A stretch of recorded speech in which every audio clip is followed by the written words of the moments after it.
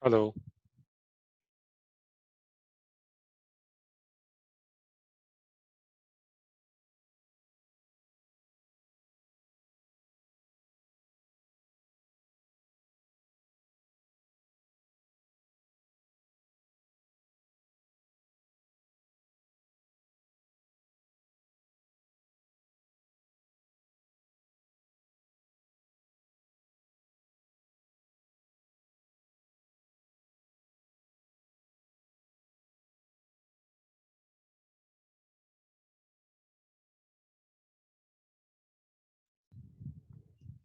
Hi, Rohi. Hi, Saransh.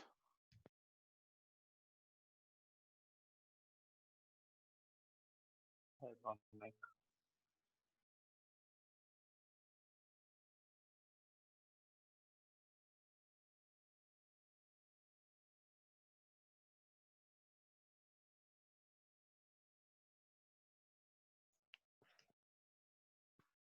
We'll just wait for 2 more minutes or maybe 1 more minute at least, and then we can give it a start.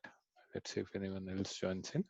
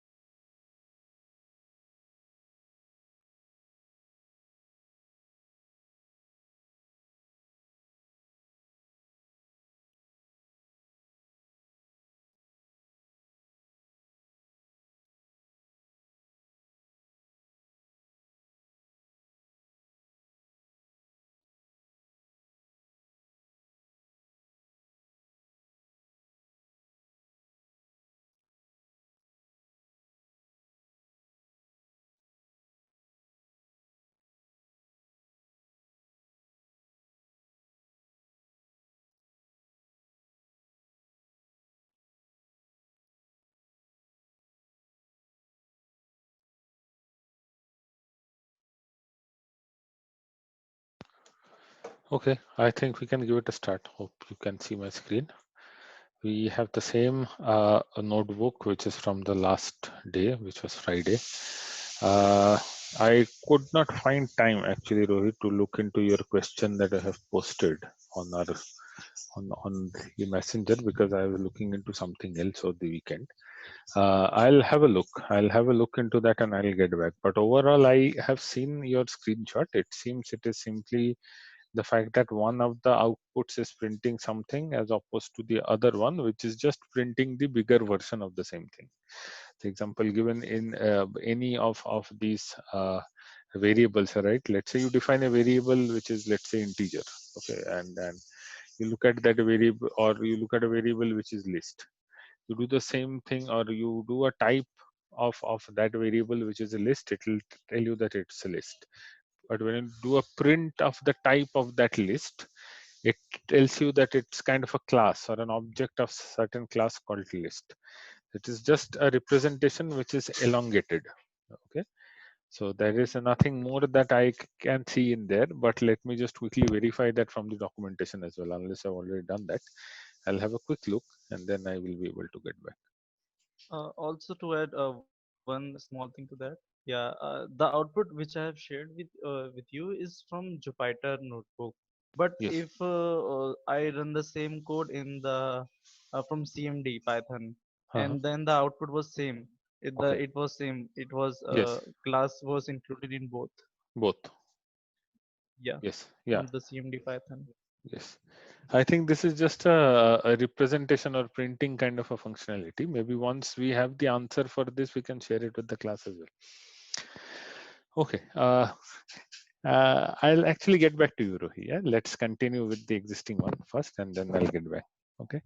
Okay, fine. Then we'll continue where we have left off. I believe we left off at this line, and then there was a question by Rohi as to what happens if I want to enter this /n as a character that we could clearly escape using a double slash. Now, we will continue with reading files, and then we are going to we'll look into some operating system commands which will help us in reading or management of files. So that's always the agenda. If we have more time, then we can continue a little bit on the next item, which is which is another beautiful mathematical library known as numerical Python, or otherwise in short form, it is known as NumPy. So when we are doing, let's say, machine learning, we will be using a lot of aspects when it comes to NumPy, especially in cases when we will be, let's say, looking into use cases like recommendation engines, which is most commonly used by any e-marketing or e-retailers, where you see one item and you click on one item, and then at the bottom of that item you see the kind of a logo or a layer of other items where there is a display text which says that people who viewed this item also viewed so and so, so and so and so and so. So that's known as a recommendation engine. I just wanted to give you a context, and in that recommendation engine we use or one of the places where we use the NumPy implementation is the recommendation engines. But that is not to say that is the only place we do. There are other places as well. Without NumPy, many of mathematical operations has to be put into for loops. Okay, but let's look at that when we are done with file IO and some of the operating system commands which we can do. As of now, let's go back to this for loop. So what we are doing in this for loop is that now I've seen that I can do a seek to get onto a, a certain position inside the file. I can also use tell function to look at the current seek position. Now, what if I want to use this seek and let's say some kind of an easy to understand methodology by means of which I can read each and every line in the file, maybe not at once, but one after the other. So this is where this for loop is going to come in handy, where what I'm doing is, first of all, the seek function set the cursor at the start of the file. Okay, then I'm doing a for loop where for line in f, so f here is that file. Okay, the file that I'm reading here. Okay, what is that file? Let me go back and see what was that file. It is test.txt, and test.txt is something like this. Let me open and see what is test.txt. It is this. Okay, so this is a sample text file. We will use this many times during our practice. I'm just trying to enter as much lines as possible so that I can do some kind of tests. Okay, let me see if those lines are there. Yes, answer is yes. So let me go back. So test.txt is already open, right? I can print f and I can see what it is doing, but let's do it in this way. So for each and every line in f, what this line means essentially is that in this loop, we seek from the first position. Why the first? Because we have already set it, right? So because we have already set the position, and then we read each line, since seek terminates itself, or I should not say terminates, I should say recycles itself for every slash n, or no, this is not the right slash n, or new line character.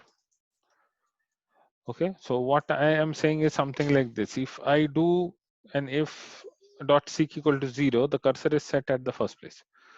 The first place is right at this point. These are the 4 lines which is there in the file. Right at this point, the seek is set. Now for each and every line in f is the file. Okay, for each and every line in f, this line is not told what is the delimiter of the line. So it has already assumed that one line will be separated from another by means of a slash n. So that is how this seek recycles itself, or maybe I should not say seek, I should say the loop variable line. Okay, recycles itself for each and every slash n, or each and every new line character. So this is one of the ways in which you can read the lines. This is one way in which at one go you would like to read the lines. Maybe you can improvise as well. Maybe you can say, okay, read the first 2 lines. How are you going to do that? You can create a variable which is a counter. You can increment the counter for each and every loop inside the for loop. The moment the counter is increased to 2, you can stop, or you can break out of the loop. So in that way also you can do. There is one more way in which we can do this, is that we can use the readline function or the method which is called readline to read individual lines of a file, right? Now, inclusive of the new line character, readline is going to work. Example given, if I do this, then the only difference between that earlier statement and the new statement is that, you see, this is a sample text file. Here there is no slash n. Line already knows that there is a slash n, that's why it has broken and gone to the next line. But in this case, it is clearly stating slash n. It is clearly defining this as a new line, or it is clearly stating to you that here a new line is created. Let's also see the type of f dot read line. Okay, so if you look at the type, it is a string, and that's the reason why I'll just put it over here. And this is the reason why it is put into quotes. So that's difference number one. The second thing is, when I am doing a read line, I don't have to set the seek. I do a read line for the first time after I've opened a file. It will start from seek being 0, since I have just reopened the file as read only. Okay, opening the file as read only. We already know the option R option is optional. Okay, even if we don't give R, it's going to do the same thing. By default, file opens in read only mode, and then I'm doing a read line without saying anything like I want you to go to seek 0 and so on and so forth. Okay, if I continue doing this, what is going to happen? Now that it has reached the end of the line, it's now going to read the next line. I do another time, it is going to read the next line. This is how it is going to continue. Okay, let's see what happens after that. F dot read line this. It has come to the last line. Okay, let me see what is going to happen now. Okay, it's going to print an ending string. Okay, what is going to happen now? F dot read line, it is going to print an ending string. It's not going to throw me any errors. If I open test.txt, you can clearly see there are only 4 lines. There is no fifth line where there is a blank space or an empty string or so on and so forth. I can't do that. I have not done that here.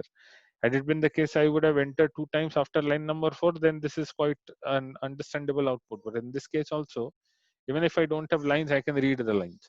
And it is going to output me empty strings because it's on line number 32. It has already reached the end of the file of all the lines. I want to read again. There is only one more way. I reopen the file once more, or I say this. That's all.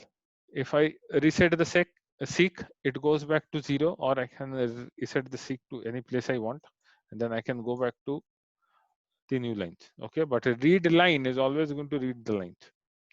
Okay, so this is exactly what is shown over here. If I all these reading methods return empty values when end of the file is reached. Okay, it is not going to throw any error.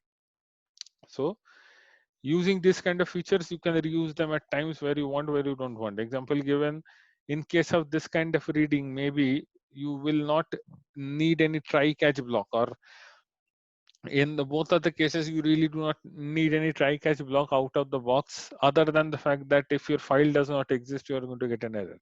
So that's the only scenario where you will need a try except and finally block, or you will never need that. You can also survive without it.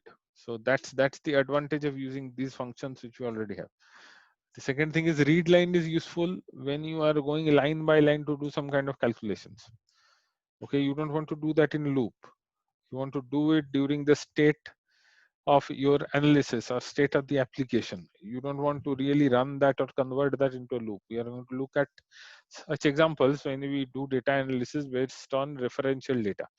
That's a very easy, or I'll say important use case, that you are doing an analysis. Let's say I'm doing an analysis based on some referential information which is already sent to me by Rahul, and I'm using his file or his data as a reference. Okay, example given, let's say I'm trying to figure out a certain attribute, or the way a variable is changing in the data. Let's say I'm trying to find out how the stock market price is changing for a certain company's share, and as a reference data I may use how the company is doing it in the mutual fund markets. Example given, how many investors are actually investing in that company. Maybe a very small or vague kind of an example, but if these two aspects are related, I treat one as a reference and the other as the operation that I'm doing. So for each and every line of, let's say, reference, I can either read everything into memory and then I can do a loop, which may prove costly depending on the difference in size. Or if both the files are too small to be managed within the memory that is available with me, it's not taking much of a time, I will not need read line. I can do a for loop and I can do that as well. Okay, so that's all with respect to reading. Now, the only thing that is left is renaming or deleting files in Python. I will never recommend you to do this. I'll only show you what I can do with this. Okay, please don't do this when you are doing the data science related activities. Please don't rename files. Please don't do any deletion of files. When you are going to put your code into production, always remember that your pipelines can be reused. Your pipeline should be in a position where it can be reused, as well as there will be cases where I have some data which Sarang should like to reuse for the analysis that he is doing. So that is the reason why part of my workflow, I should not do any renaming kind of activity. I should not do any deleting kind of activity. But there will be, from time to time, I will be creating temporary files, or I may create temporary files as part of the program execution. Example given, I'm storing some temporary output or some log output or some it's a temporary data to check some kind of counter into a temp.txt file, okay, during the execution of my program.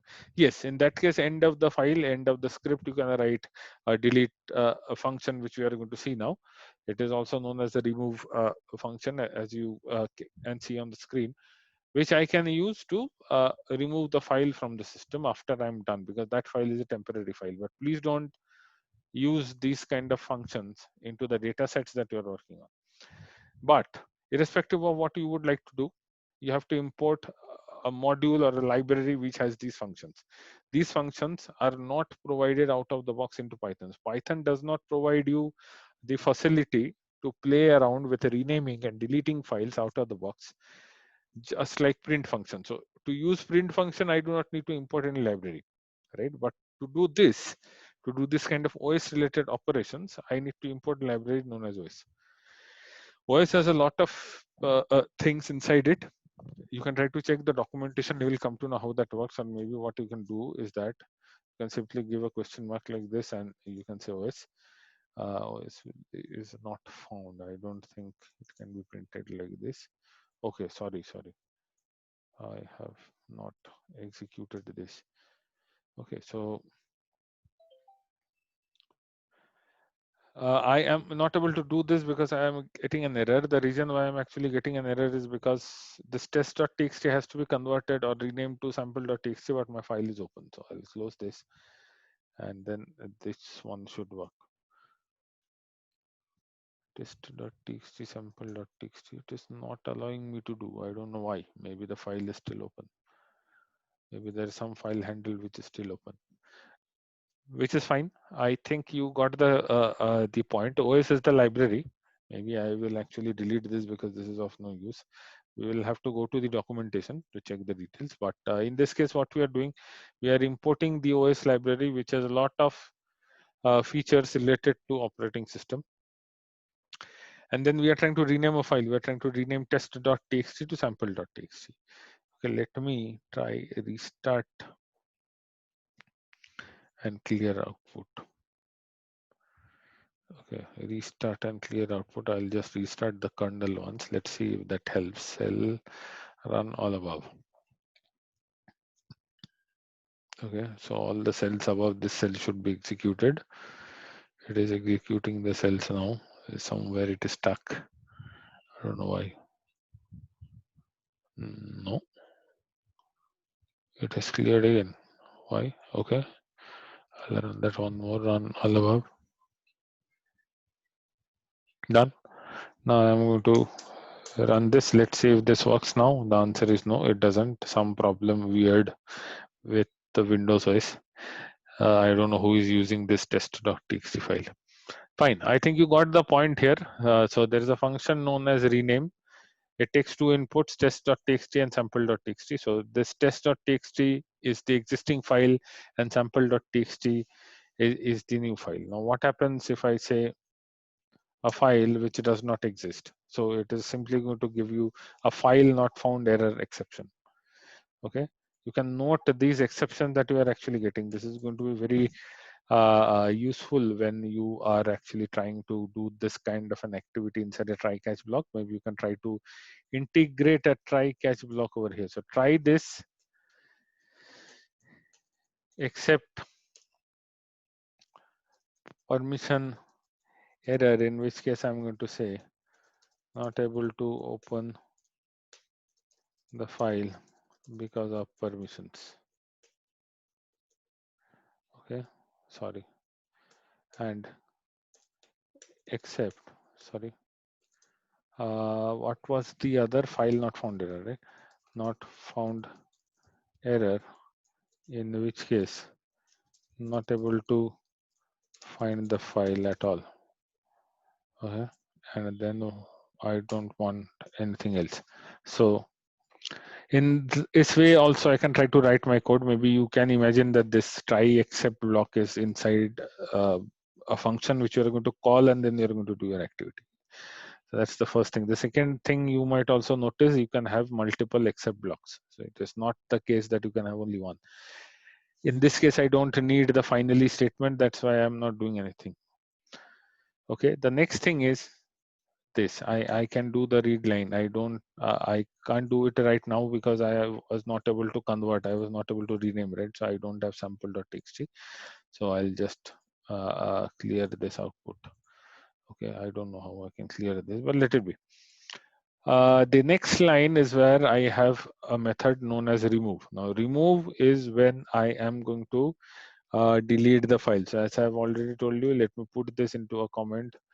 Do not do this in your machine learning or data science pipelines or code which you put in production. Okay, never do this unless you want to delete temporarily created files. Please don't do this for any other purpose.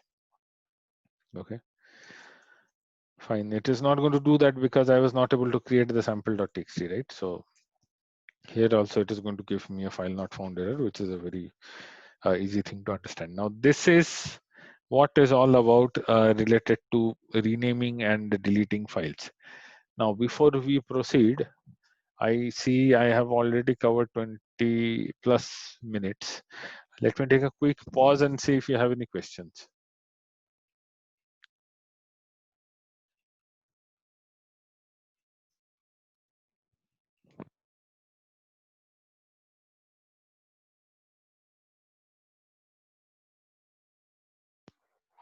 If you have any questions, you can ask, else we can actually proceed.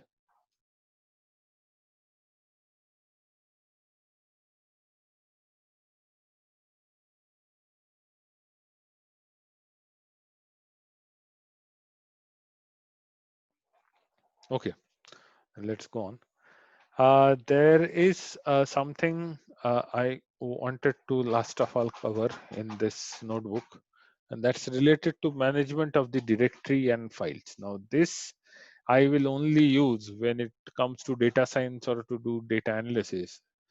This is what I would only use in case I just want to check the details.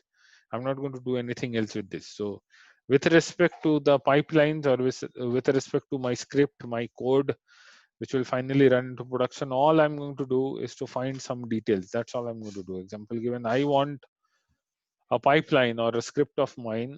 It needs to execute a Python file first or a Python script first, so as to prepare the environment that I can do data science or I can do data analysis.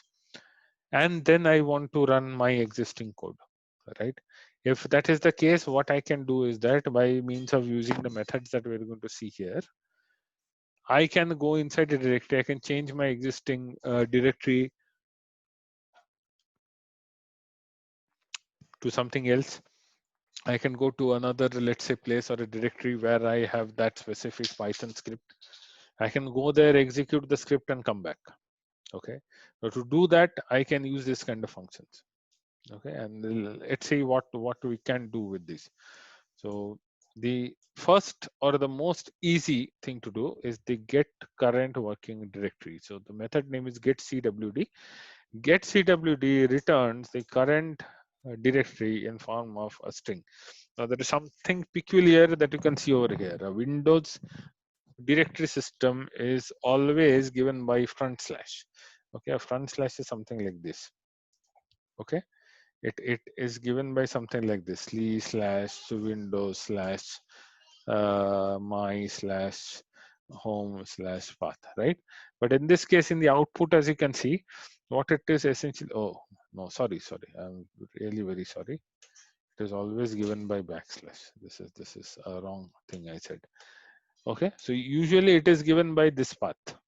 Okay, or this kind of path. But when I'm doing a get cwd, it is printing 2 slashes over here. This is escaping of the character, similar to what we have seen already when we want to enter a new line character in a file by treating that new line character as /n and not as a new line. So we have already seen that, and that's why in case of Windows only you will find this. Okay, in case of Windows only you will find this, because you have to escape this backward slash character. If you don't do that, it's going to give an error. For Linux systems, this is not going to be applicable. On Linux systems, you will have the directories with forward slash, and forward slash does not need to be escaped. It will print the current working directory on a Linux operating system exactly as it is. Okay, so that's the first thing. The second thing is, I would like to change my directory. Let's say if that is what I do, I can put a directory like this. Now this directory does not exist. So I'll just execute this, and it is of course going to say file not found error. Okay, please remember this. It is not saying directory not found. It is saying file not found. If you are handling exceptions when it comes to directory management or changing of a directory, you want to put all these scripts, all these lines of code inside a try-catch block. Please do remember the exceptions or the names are not as you expect. It may not be as you expect them to be. You might expect this error should have been folder not found error, right? Because I'm trying to change the directory. Why will I open a file? Changing a directory is like going from one place to another, one folder to another. The another folder does not exist. That is the error you should be printing. Instead, it is giving file not found error. Okay, even if I do this with a Windows system, it is going to give me the same error. You see, I'll just put it over here, and let's say at the end, I'm going to enter some rubbish kind of a value. It's still not going to tell me file not found error. So it doesn't matter. The earlier example was with a forward slash, so that's with the Unix system of the person who shared this with me. So even in that case, it says file not found error. Even in the Windows case, it says file not found error, not folder not found error. Okay. Now, when I'm inside a current working directory, which as you can see, which is printed above, my data science lectures, intro to Python, and the folder for today's class. In this case, I can also have some other functions by means of which I can list the directory, or I can list the files which are there in the directory. So there are two ways of doing this, and I'm going to show you both. So I'm going to come over here, and I'm going to say, no, I'm going to come over here, and I'm going to say new line. Here, I'm going to use the function called list_dir, which is the method to get the listing of the directory. And here I'm going to put my directory name. I did not put the quotes. That's why it is giving me all these weird, let's say, colors. But if I put quotes, it's going to tell me what files I have. I have the IPython notebook checkpoints. I have example.txt. I have file.io.ipinb. I have test.txt. I have test_write.txt. Please note what is happening here. You are getting a list of the directory, of the artifacts which is there in the directory. You do not know which one is a file and which one is a directory. You don't know if there is any subdirectory. IPYNB underscore checkpoints. This is actually a directory. It's not a file. It is treating everything as a file. Okay. I would like you to go through the documentation and find out if there is any option for you to print this. Okay. So using a single command, try to print the listing of a directory and try to mention whether it is a file or a directory. So there are two questions here. First of all, is that really possible? And if yes, then how are you going to do it using a single line? You're not supposed to use any loops. Okay, don't use any loops or functions. You're not supposed to use any lambda functions as well, by the way. So this is one way to get the listing of files which is there in the directory. Okay, the other way is chaining of commands. This is something that we will often do once we are quite comfortable using the commands, or once we understand what the commands do. So here, this output which, or this input that I've given to list dir inside a single quote is basically the same output I got from os.getCwd. Why am I writing such a big text over here? I can simply pass the function over here, os.getCwd, which will pass the get current working directory that will be used as an input by the list dir method, and the output is going to be the same. Okay, it is going to be the same. There is no difference. There is no difference between the first one and the second one.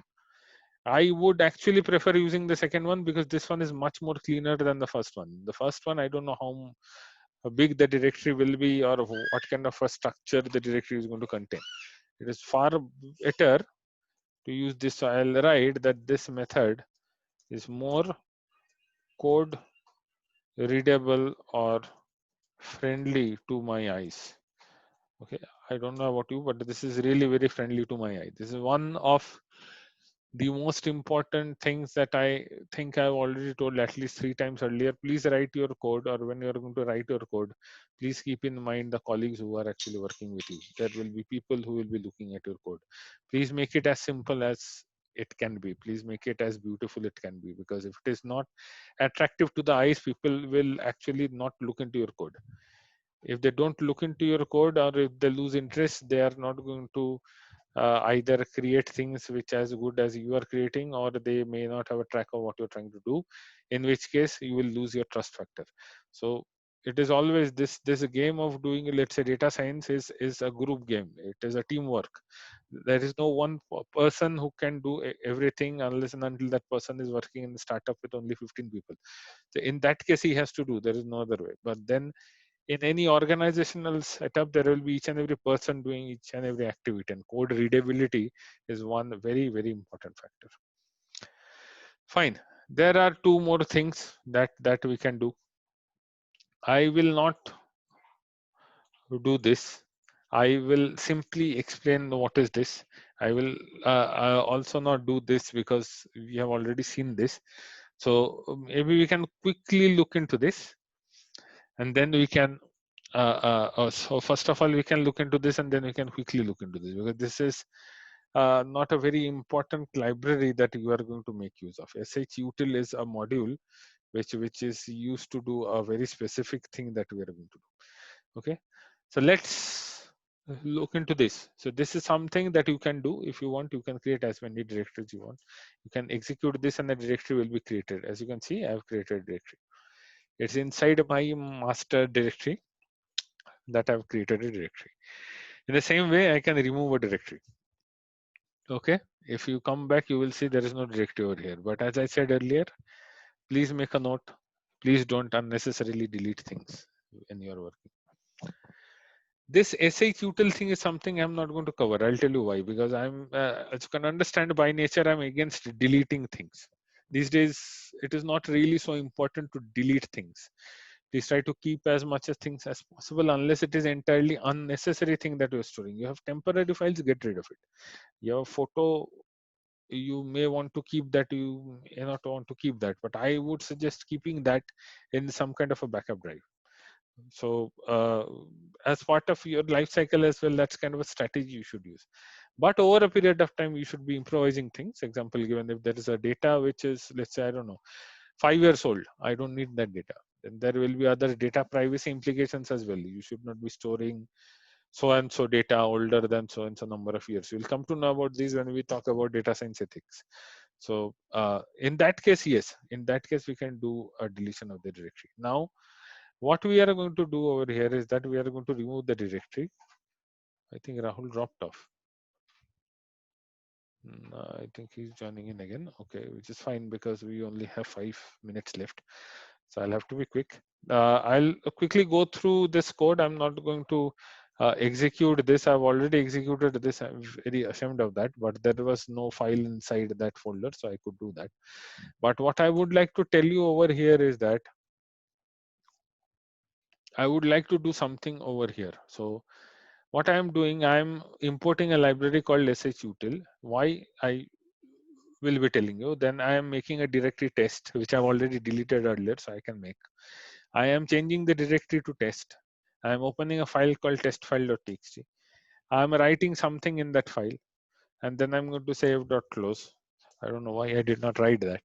Then I'm going to change the directory, come back to the mother directory, and then I'm going to try and remove the directory test, which already should have a test file.txt where I have a line called hello world. Okay, so let's see if that works. The answer is no. It did everything. I can go back and I can actually verify whether it has created a test file inside test directory or not. Okay, let's go back. There is a directory called test. Inside there is a test file.txt. I have the text called hello world in this. Let me close this. Irrespective of that, okay, let me open this and properly close. No, there is no way to properly close. Okay, close. Okay, irrespective of that, I'm not able to delete the directory. Why? Because this is not an empty directory. That's the only reason why I need this shutil library, because now I can execute shutil.rm test and everything inside test is gone and I don't have test. However, please don't use this when you are writing production code. Please don't do any deletions. Okay, so that's all. I think we have executed all the commands except some of the deletion ones. I think I have given you a fair idea what the methods are there when it comes to file IO. There are many more. There are innumerous number of things you can do with Python. You can look into the documentation and you can check, but we are not learning the language here. We are learning it as a tool. We are learning so that we can do data science. That's all we are doing. So for doing data science, we will only cover those that we really need. Else we are not going to waste our time because that's not really essential right now. It is far essential to write good code, good looking code, good performant code, which has less time and space complexity kind of code, using efficient libraries in our code rather than being a very good software engineer, because we may not always need to be a very good software engineer. I'm not saying that that's not a skill that we will need, but we will not need it every day. When we are going to put things into production, even using these kind of techniques, which are like, let's say, single liner techniques to do very important activity like building a machine learning model, that actually works into production. Okay, we have done, I have personally done that with my team and it works. So it doesn't really matter whether I'm going to write a very good code using class and objects and beautiful for loop with a lot of try catch and so on and so forth. Then only my code is going to be prod ready, or my architects or my seniors are not going to approve it. That's not going to be the case.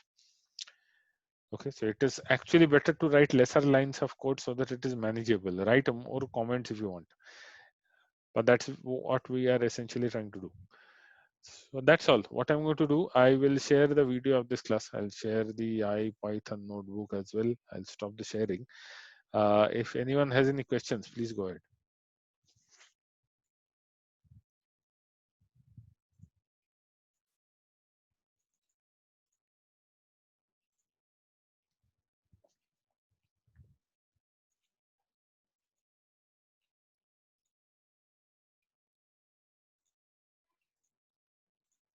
Any questions from anyone related to anything?